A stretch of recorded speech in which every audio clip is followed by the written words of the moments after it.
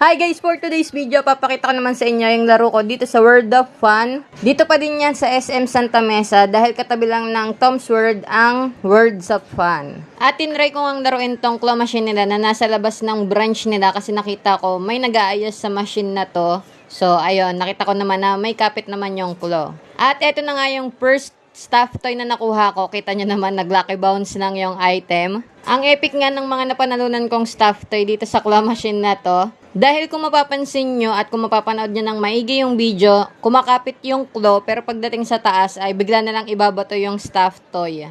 Dito nga sa pangalawang stuff toy, akala ko hindi na siya kakapit. Dahil tumama sa isang stuff toy yung claw, pero ayan, nakita nyo naman, binato lang sa prize shoot yung stuff toy. Dito naman sa pangatlong stuff toy na tina-target ko, medyo nakailang try din ako dito bago ko nakuha kasi ayan, tumatama siya sa prize shoot at medyo malayo siya sa prize shoot kaya chinatsaga ko lang para makuha ko naman to or mapalapit sa prize shoot.